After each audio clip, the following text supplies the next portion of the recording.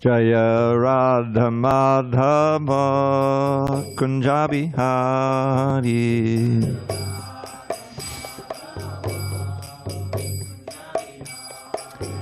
Jaya Radha Madhava Kunja Bihari.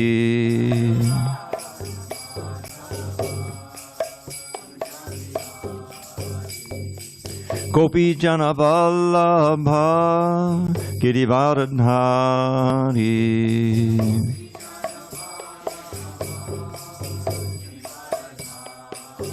Jaya Gopi Jana Vallabha Girivardhari.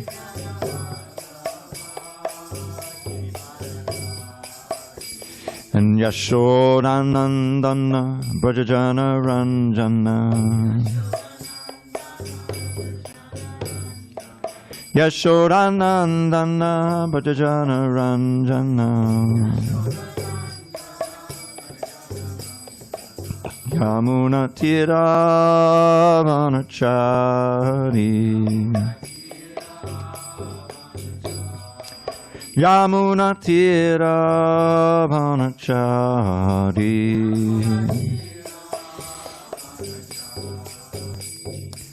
Hare Krishna, Hare Krishna, Krishna Krishna, Hare Hare. Hare Rāma, Hare Rāma, Rāma Rāma, Hare Hare.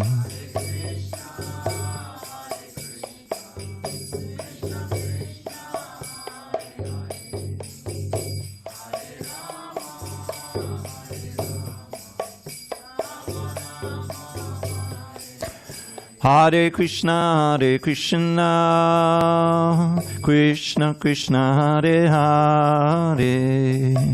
Hare Rāma, Hare Rāma, Rāma Rāma, Hare Hare. Krishna, Krishna Krishna.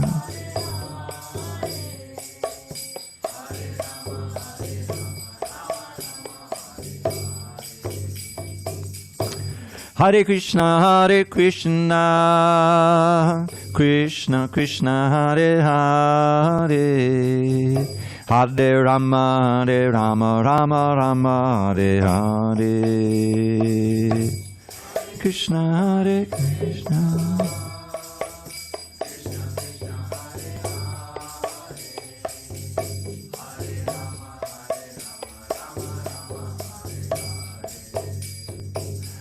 Jaya Radha Madhava Kunja Bihari.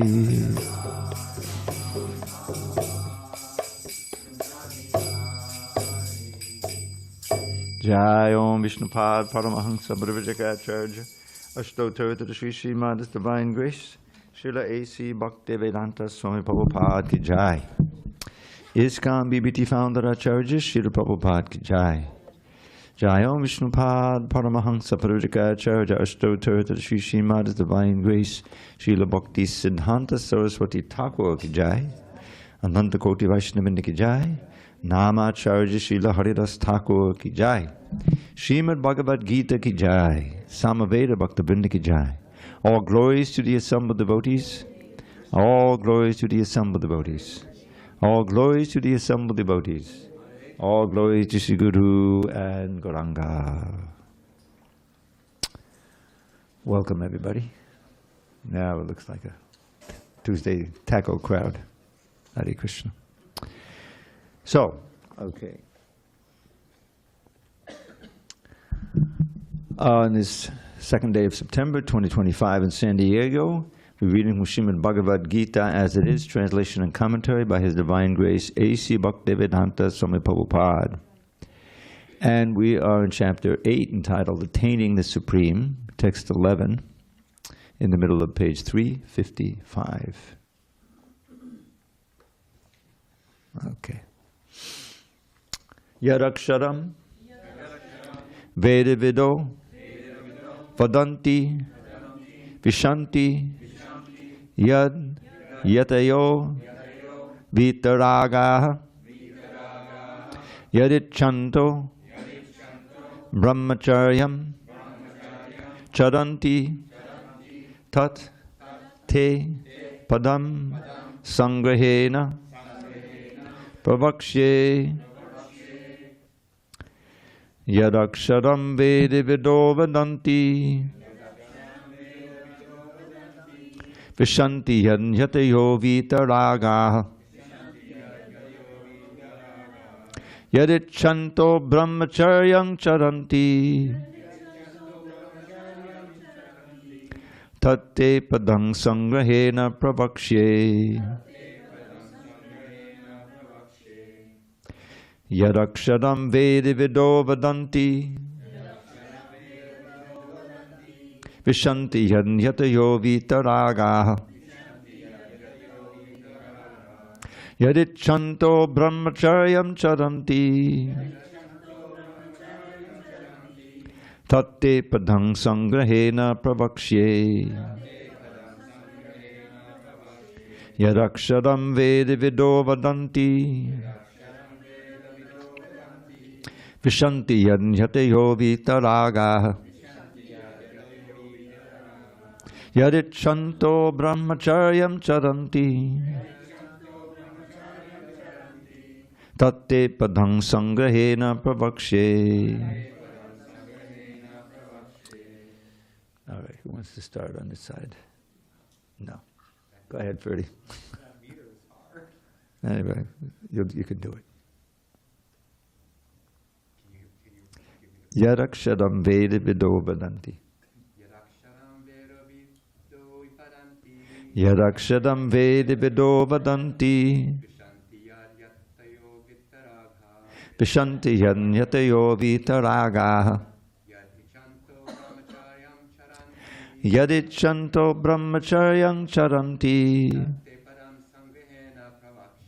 tatte padang sangrahena pravakshe. Anyone else on this side want to try it? Babu? No? In the back? Go ahead, Naga. Yadaksharam vedi vido vadanti vishanti yanyatayo vitaragaha yadichanto brahmacharyam charanti tatte padang sangrahena pravakshe. Anyone else? One more? I guess not. Ladies? Yadaksharam vedi vido vadanti vishanti yanyatayo vitaragaha yadichanto brahmacharyam charanti tatte padang sangrahena pravakshe. Yadaksharam vedi vido vadanti vishanti yanyatayo vitaragaha yadichanto brahmacharyam charanti tatte padang sangrahena pravakshe. Asha. Yadaksharam vedi vido vadanti vishanti yanyatayo vitaragaha yadichanto brahmacharyam charanti tatte padang sangrahena pravakshe. Bhakta Chad.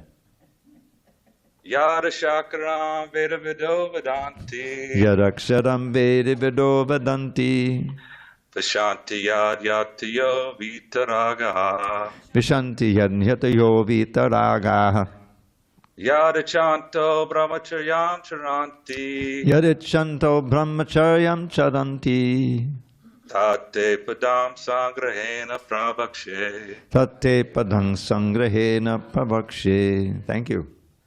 Anyone else? Hare Krishna, yes, there's others. What? Say again, Chad? There's others on Hare Krishna, yes. Okay. Anyone else? Go ahead. Yadaksharam Veda Vido Vadanti Yadaksharam Veda Vido Vadanti Vishanti Yad Yatayo Vittaraga Vishanti Yatayo Vitaraga Yadichanto Brahmacharyam Charanti Yadichanto Brahmacharyam Charanti Tatte Padam Sangrahena Pravakshe. Tatte Padang Sangrahena Pravakshe. Anyone else? Okay. What's your name, Mataji? Hello? Hare Krishna, it's Vanessa. Vanessa. It's a little late in Tucson, isn't it? An hour later? I guess so, but it's still no, not yet. It's 7:27. That's just what we got here. Okay. Yeah. Anyway, nice hearing from you. All right, word by words. Yat, that which, aksharam, syllable om, Veda vidaha, persons conversant with the Vedas, vadanti, say, vishanti, enter, yat, in which, yatayaha, great sages, vitaragaha, in the renounced order of life, yat, that which, itchantaha, desiring, brahmacharyam, celibacy, charanti, practice, tat, that, te, unto you, padam, situation, sangrahena, in summary, pravakshe, I shall explain. Purport. Lord Sri Krishna has recommended to Arjuna the practice of Shat Chakra Yoga, in which one places the air of life between the eyebrows. Now, Shat Chakra refers to 6 chakras. What? I didn't read the translation? Wow, I'm really getting old. Persons, oh, you're right. Persons who are learned in the Vedas, who utter Omkar, and who are great sages in the renounced order, enter into Brahman. Desiring such perfection, one practices celibacy. I shall now briefly explain to you this process by which one may attain salvation. Purport. Lord Sri Krishna has recommended to Arjuna the practice of Shat Chakra Yoga, in which one places the air of life between the eyebrows. Taking it for granted that Arjuna might not know how to practice Shat Chakra Yoga, the Lord explains the process in the following verses. The Lord says that Brahman, although one without a second, has various manifestations and features. Especially for the impersonalists, the Akshara or Omkar, the syllable Om, is identical with Brahman. Krishna here explains the impersonal Brahman into which the renounced order of sages enter. In the Vedic system of knowledge, students from the very beginning are taught to vibrate Om and learn of the ultimate impersonal Brahman by living with the spiritual master in complete celibacy. In this way, they realize these 2 features of Brahman. This practice is very essential for the student's advancement in spiritual life. But at the moment, such brahmachari, unmarried celibate life is not at all possible. The social construction of the world has changed so much that there is no possibility of one's practicing celibacy from the beginning of student life. Throughout the world, there are many institutions for different departments of knowledge, but there is no recognized institution where students can be educated in the brahmachari principles. Unless one practices celibacy, advancement in spiritual life is very difficult. Therefore, Lord Chaitanya has announced, according to the scriptural injunctions for this age of Kali, that in this age no process of realizing the Supreme is possible except the chanting of the holy names of Lord Krishna. Hare Kṛṣṇa, Hare Kṛṣṇa, Kṛṣṇa Kṛṣṇa, Hare Hare, Hare Rāma, Hare Rāma, Rāma Rāma, Hare Hare. Om Jnana Timirandasya, Jnanandjana Shalakaya, Chakshur Unmilitam Mena, Tasmai Shri Gurave Namaha. I was born in the darkest of ignorance, but my spiritual master, Srila Prabhupada, opened my eyes with the torchlight of knowledge. I offer my humble obeisance unto him and all members of Sri Parampara. So first is this Prabhupada statement here about Shat Chakra Yoga. Shat Chakra, Shat means 6. Chakra are the centers of energy in the body, you know. And this is very involved with Ashtanga Yoga, or a meditative yoga. I don't know if you ever got into that, but I remember, you know, all right, let me see if I can move, you know, the belly button here, move it up. It was, of course, they're just playing around. But the point is, it is an authorized means. And the yogis, they're actually able to move that life air up and then leave the body through the top chakra here, like explode out of the head and then go back to guided, or at least go to Brahman. So this is another, means, as Prabhupada makes very clear in the purport, that's really not for us. It's not. We can try to do it, but we'll be basically wasting time, and we don't have any time to waste. As it in the Kevalashtaka is these 8 verses about the holy name. You may be familiar with them if you're familiar with my poetry file. So I think it's the 4th verse that's my favorite and deals with this subject. Remember that our final breath may come at any time, no matter if we're old and sick or in our youthful prime. So young and old alike should chant the name incessantly. The holy name of Shri Hari is surely all that be. So we don't know, when that end is coming.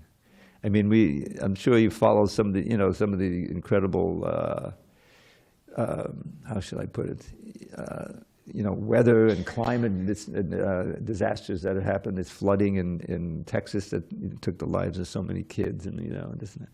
And these fires in LA we had 2 years ago now, I forget.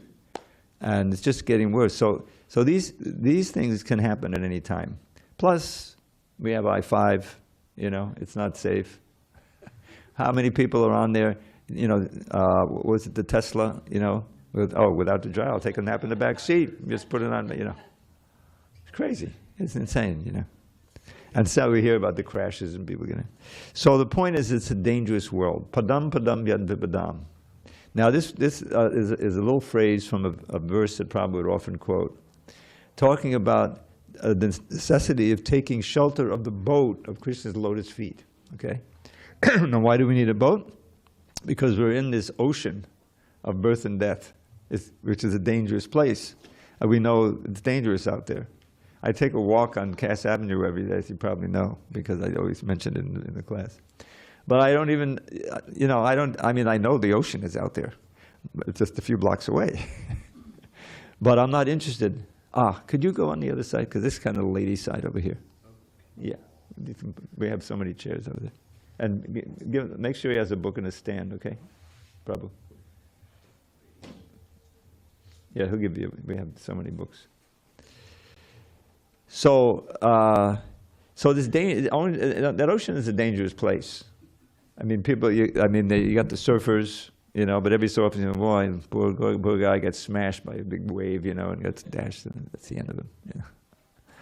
So, I think I may have died in the ocean at one point, because Krishna has given, it's almost like a joke, I grew up on Long Island, which is like 15 minutes from the Atlantic Ocean.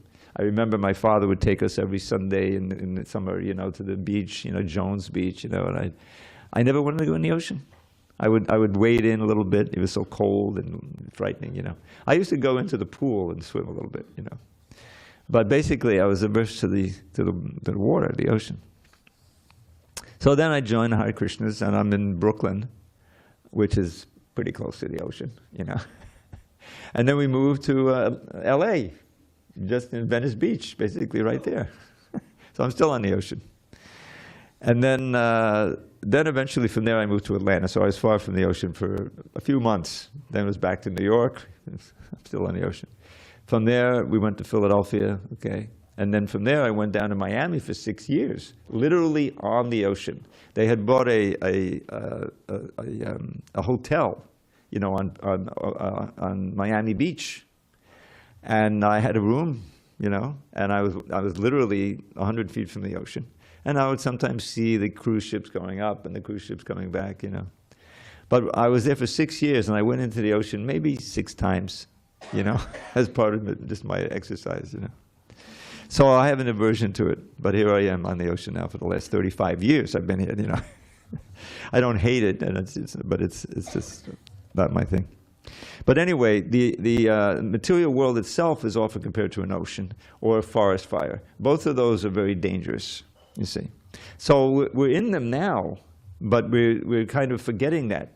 The whole point of material life, the whole essence of it is forgetfulness. We've forgotten our relation to Krishna. We've forgotten certainly our last birth. Does anyone here remember his last birth and death? I didn't think I didn't get any hands. So that's Krishna's mercy, you could imagine, because The first understanding in the philosophy of the Bhagavad Gita is that we are not the body, we're spirit, soul, and we're transmigrating even in this body, even in this one body. That's the whole point of the dehi nosmin yata dehe. Just as we can all remember, can anyone remember when they were 8? You can't remember everything, but you remember some things, right? 8 years old, you know, right? Okay, so when we were 8, we had a different body, we had a different mind. So what was the same? The soul, the Atma, the same Atma is there. And as we get older, we get different bodies. You know, we always say the body's growing, but probably the body is changing. It's changing, right? But we ourselves are not changing. We're the pure soul in the body. So this changing bodies and ultimate old age, disease, and death, and rebirth, these are our main problems. Krishna says in the 13th chapter, he has a set of verses, I think from 8 to 12, where he lists 20 or so elements of real knowledge. And it's interesting because it's not just elements of knowledge, but how to gain ultimate knowledge. The first element, does anyone know? Amanitvam, humility. Like Arjuna, he shows the way. In the first chapter, he was, in the beginning of the second chapter, he was kind of arguing with Krishna. Krishna wanted him to fight because to reinstitute Dharma in the world. Is that upstairs or something? Okay. No, I think it's coming. Well, yeah, if it's coming from next door, yeah, it can come. So anyway, so Arjuna doesn't want to fight. Why not? As it says at the end of the second chapter in the purport, when we finally get the editing adjustment there, that at first Arjuna wanted to satisfy his own senses by not fighting, right? And he had all kinds of arguments from the Vedas. You know, if I kill all these people, then their wives, you know, will become widows, and then they'll be exploited, and I'll be the source of so much, you know, pain that goes on. Or there won't be any children being born, and therefore the offerings to the Pitas will not be done, and then they'll suffer also. So he had this whole argument based on the Vedas, you know. But his underlying motive was that he had his dear grandfather figure there. His name was Bhishma. Now, Bhishma wasn't the real grandfather. Bhishma, there's a whole story about how he took an oath when he was a young man that he would stay celibate so his father could marry the young girl that he was attracted to. I'm not going to tell that story. But he was celibate his whole life. So he wasn't the real grandfather. But when Pandu, the father of the Pandavas, died untimely in the forest, it's a whole story I won't get into, then you had these 5 orphans. You know, they weren't true orphans because Kunti were there. The mothers were there. The 2 mothers, Madri and Kunti. But they needed support, and so Bhishma Dev stepped in. He saw, you know, that they were so wonderful children. There's Arjuna and Bhima and Yudhishthir and the 2 twins, and so he helped raise them. So he had a great affection for him. And somehow or other, I won't get into that whole story, he ended up on the other side. And this Bhishma was a powerful fighter, although at that time he was kind of elderly, but he was still a very formidable fighter. So, but Arjuna did not want to see him killed, especially he didn't want to be involved in his death. And then there was his teacher of the art of war, the Dhanurveda. There's a whole Veda dealing with the art of war, how to fight. And so that was Dronacharya. And he was also on the other side because they found themselves dependent on Duryodhana for their maintenance. So they had to be on that side, even though they loved the Pandavas. So that was a big thing. And not only them, but there were all kinds of other members and relatives, because it was one big clan. You know, the different parts of the Kuru dynasty were fighting. So anyway, Arjuna just didn't want to contemplate. He said, what's the point?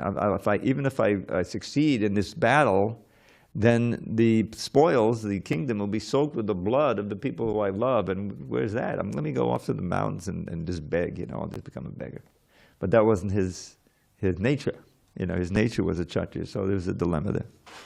So finally, Arjuna changes the whole equation. At the beginning of the second chapter, text 7, he says, Karpandi dosho apahata swabhava prichami tvam dharma samudacheta yakshe yaksyam nishtitam bruhitam me shishyasteham sharimam tvam papanna. Now, there's 2 very essential words in that verse. One is Shishyasteham, and the other is Papanam. Shishyas mean that now I want to take the role of your Shishya. A Shishya is a disciple of a guru. That means he wants to accept Krishna as his guru. He's the original guru. There can be no better guru. I don't want to just speak friend to friend, as Prabhupada says in so many recorded classes and in purport. Friendly talks can go on forever, and you'll never get anywhere, because it's not serious. But when you accept a guru, Shishya, the Sanskrit, that's an incredible language. It has the root word, the Shishya is shush. And shush means to be controlled, to agree to be controlled by the words of this realized soul, the guru.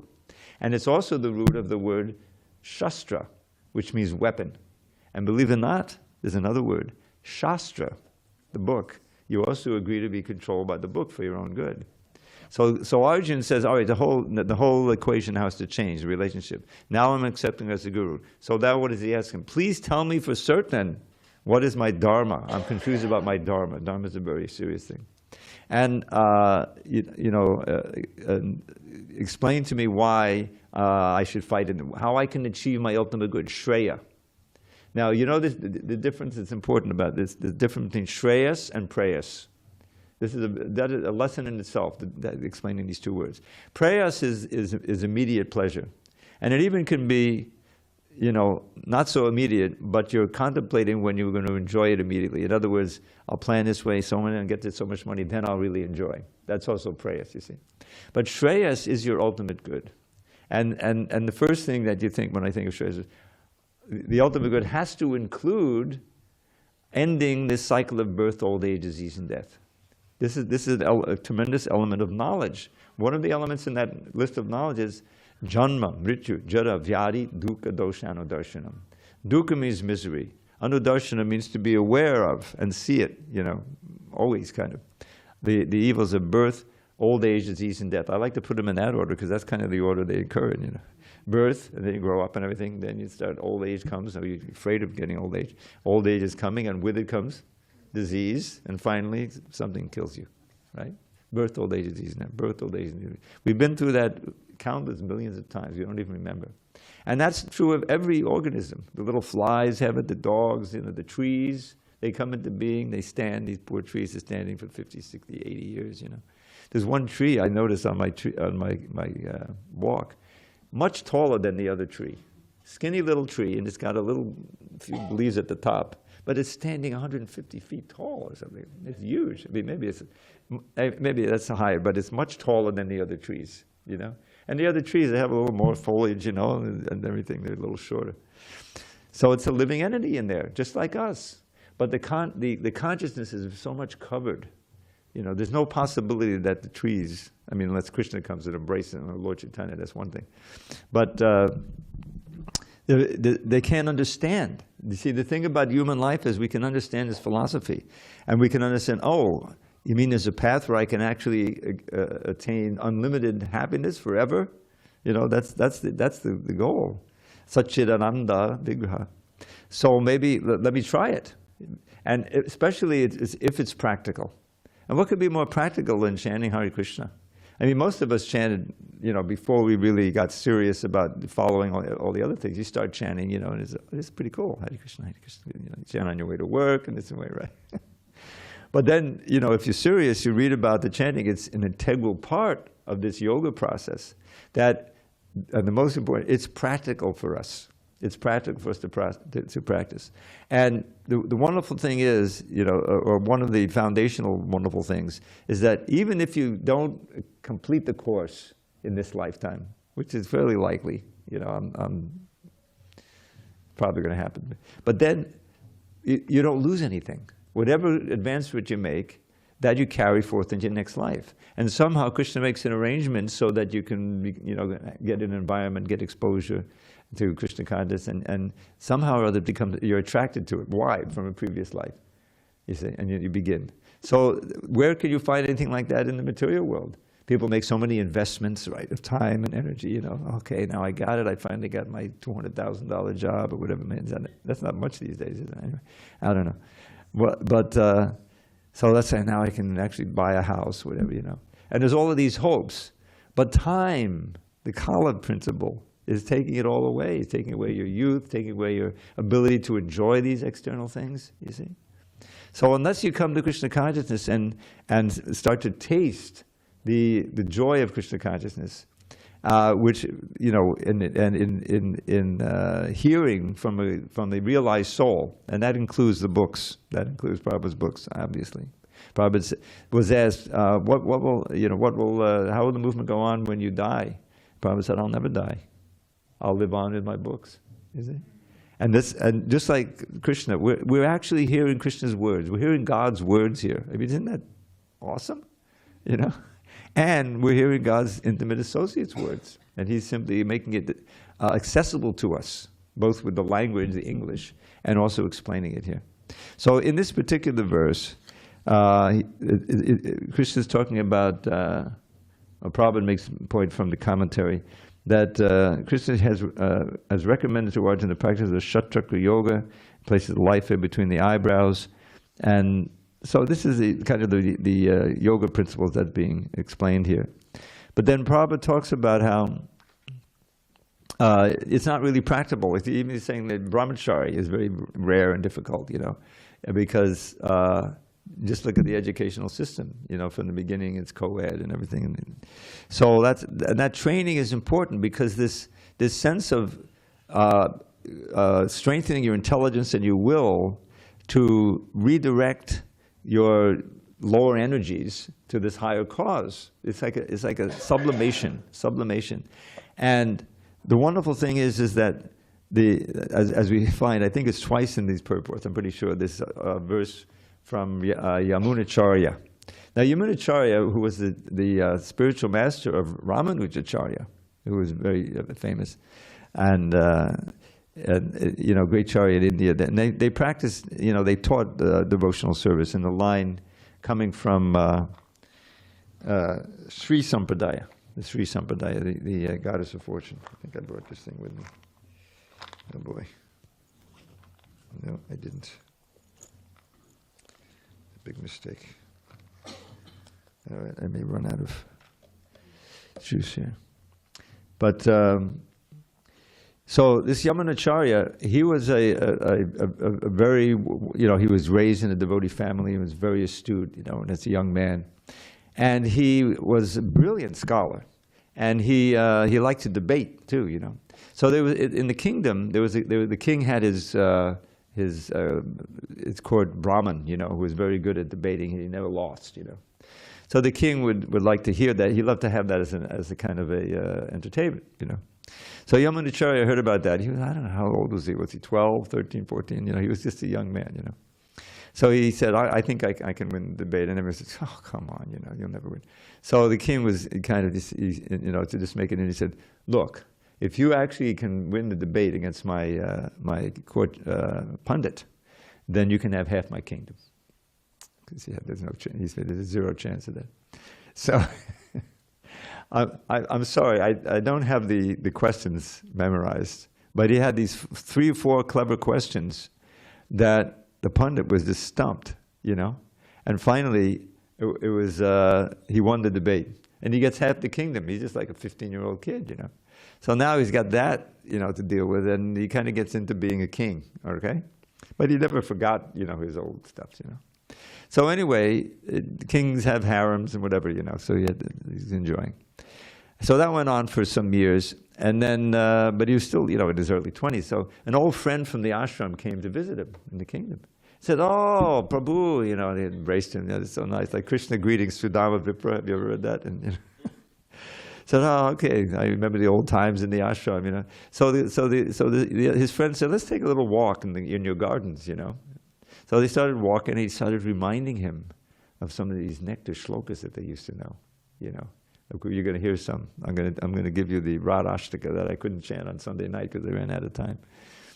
So it's so rich. I mean, even I should say, even the Bhagavad Gita is so beautiful, you know. But you read the Bhagavatam, and I'll give you one example of a prayer to Bhishma's prayers. Now, Bhishma has an incredible chapter describing his departure. I won't go into all this right now, but Krishna came to see him. You know, Krishna was there standing. The battle is over. The Pandavas won. And Pandu is distraught, because all these dead, men and the elephants, and everything. And he was just, so Bhishma Dev had to encourage him and get him, look, no, this is what you have to do to rule, and he's training him up. He had a blessing from his father.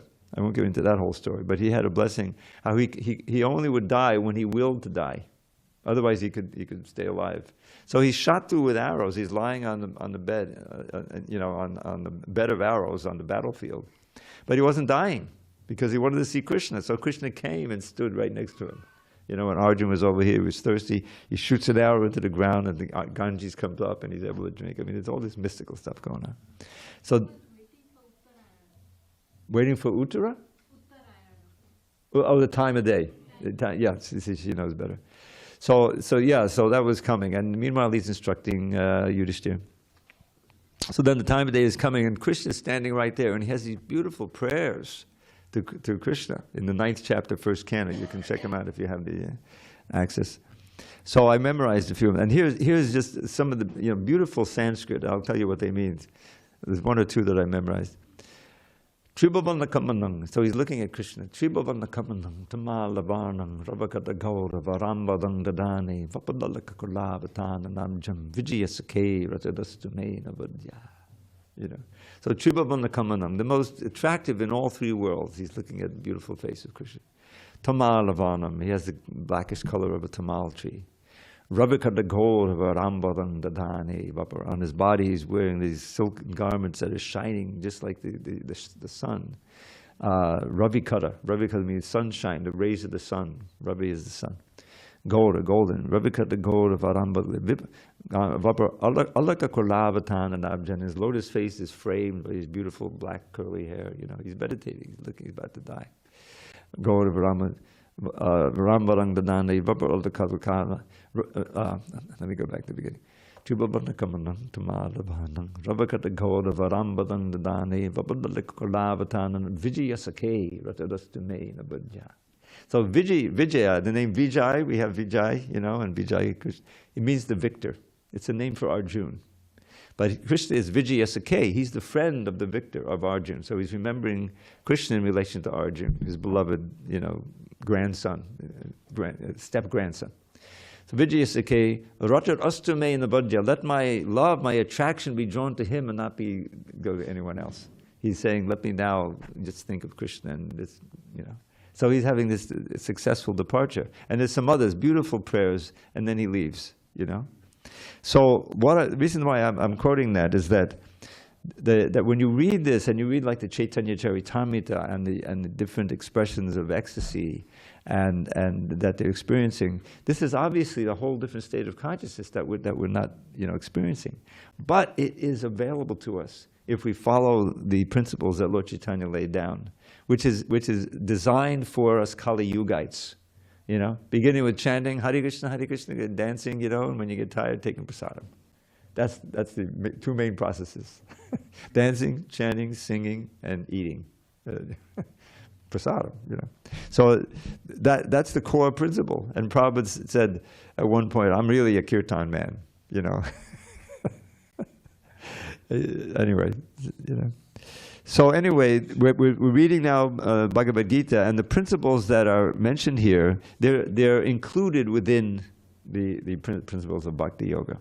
This absorption of the mind, chiefly through the sound vibration, and also through so many services, the beautiful deities and things that you can do, services, So that's the sublimation of our desires, and then the brahmacharya, that's to be integrated. That's also very important, because that's what the original sublimation is. The sex desire can be sublimated into love of Godhead. That's really what we're trying to do here. So Krishna will go through a few more of these like this, describing the yoga process and Om, and then he gets to 14 and 15, and those are essential verses. We may not reach them tonight, but let's try. Okay, so we did 11, right? Now we're doing 12. So he's still going on with this yoga. Sarvadvarani sangyamya manoridi nirudyacha Murnyadayatmanak pranam asito yoga dharanam The yogic situation is that of detachment from all sensual engagements, closing all the doors of the senses and fixing the mind on the heart and the life air at the top of the head, what establishes himself in yoga. Purport. To practice yoga, as suggested here, this is called Ashtanga Yoga, one first has to close the doors of all sense enjoyment. This practice is called pratyahara, or withdrawing the senses from the sense objects. The sense organs for acquiring knowledge, the eyes, ears, nose, tongue, and touch, should be fully controlled and should not be allowed to engage in self-gratification.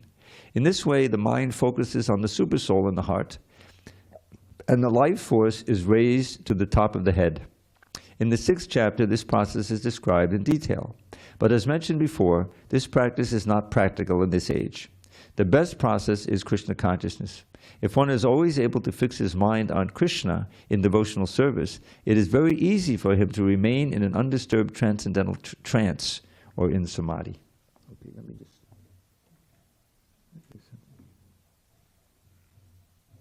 try and preserve this battery. Okay.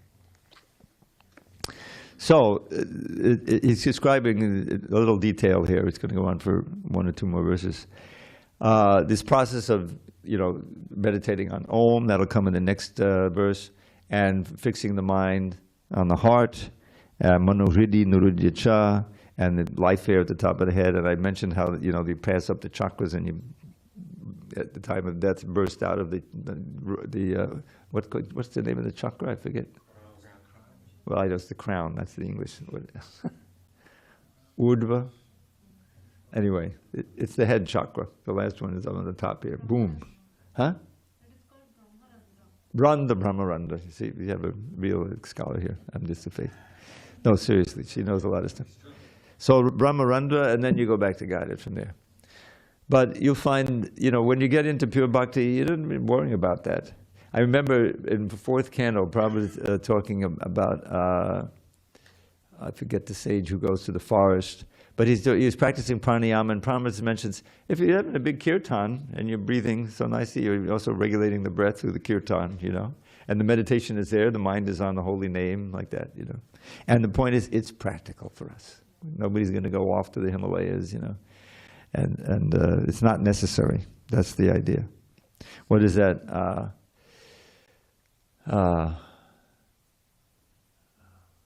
Hare Rāma, Hare Rāma, Hare Rāma eva kevalam, kalo nasdeva, nasdeva, nasdeva gataranyata. If you want to achieve the supreme goal of life in this age, when dissension and chaos abound, there is no other way, there is no other way, there is no other way that can ever be found. But to chant Krishna's name, but to chant Krishna's name with the stout-hearted vow, and to pray, O Lord Krishna, O friend of the poor, let my head ever unto your lotus feet bow. It's all there.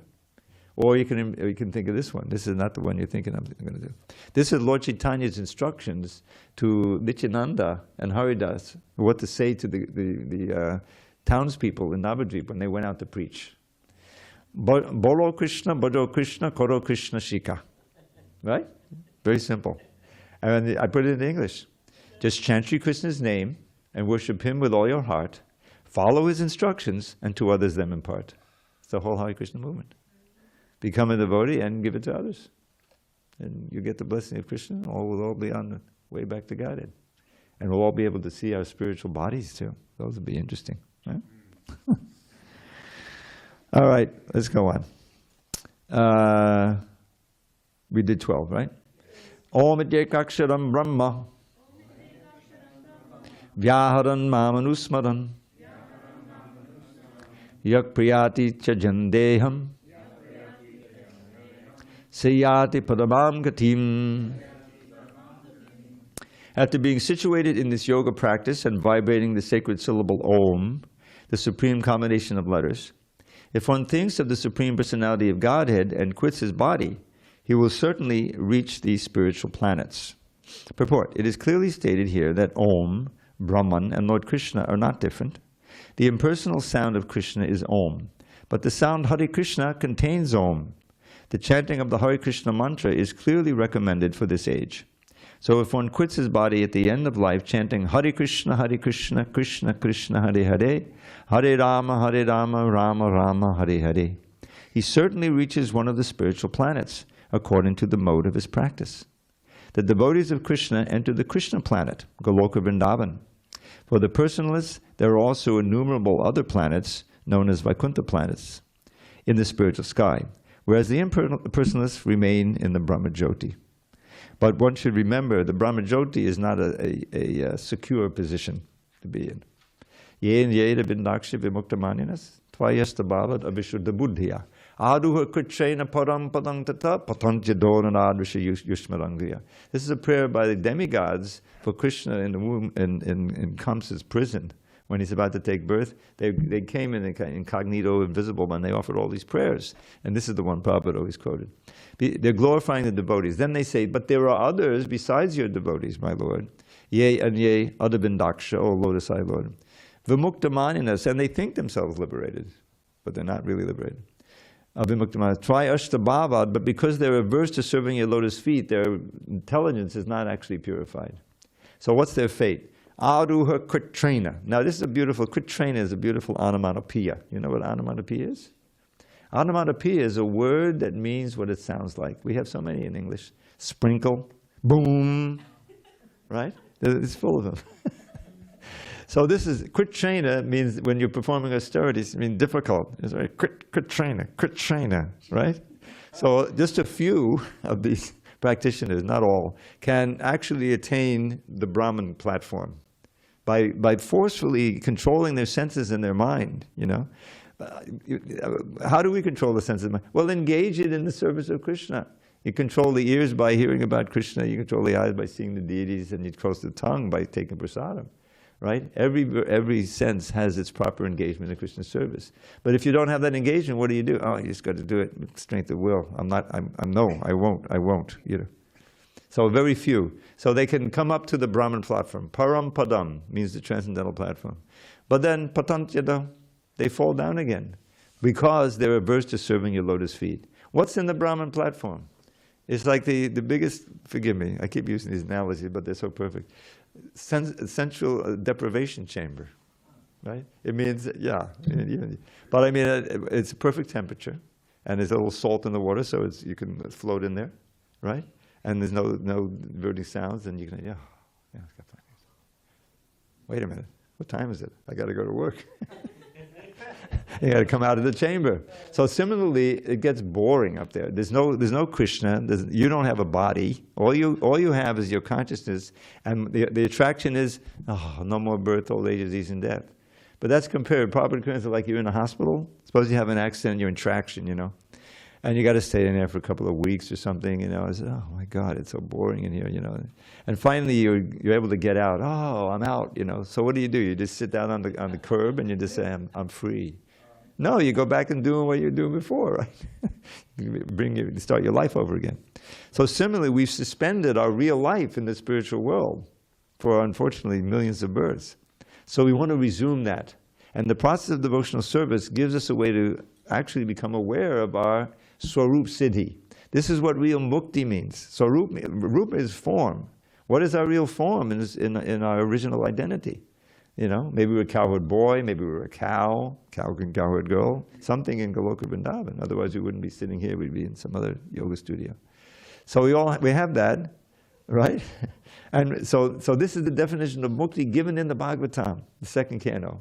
Very famous, it's not even a verse, it's like, muktir hitva anyata rupam swarupena vivastati. So the word mukti, the person has loved that mukti. Oh, I'll be free, this body and free birth, old age, and this, you know. But freedom alone, just to be, merged in the Brahmajyoti is not good. But mukti hitva anyata rupam, giving up other forms. This isn't our real form, right? I mean, it's not even in this one lifetime. It keeps changing. Which one is our real form? You know. So it's just a temporary encasement for the soul, and eventually we leave this body and we go on to another body. Now we could go on to a spiritual body if we're pure devotees. We will have a body and senses, but they'll all be spiritual. They'll be eternal, and they'll be eternally engaged in Krishna's service. That's the whole idea. Sarvapadivinam tatpana. Rishikena Rishikesha Sevanam. Rishikena means with the senses, serving the Rishikesha, the master of the senses. All of these senses, they really belong to Krishna. But we're using them for our little means, and that's why we're suffering. But when we use the hands, for Krishna's service, and the eyes to see the deities, and the brain to think about ways in which we can memorize shlokas, and something for Krishna, then that's and they become enlivened, the senses. Now here I'm sitting here, I'm going to be 78 in a couple of months, and I'm excited, or more excited in Krishna consciousness than I was when I joined in 26, 25 years old. Whereas, oh, I can't do this anymore, let's go play some golf. Right? Give me a break, So, and I know this is, I'm going to leave this body, probably a lot before any of you.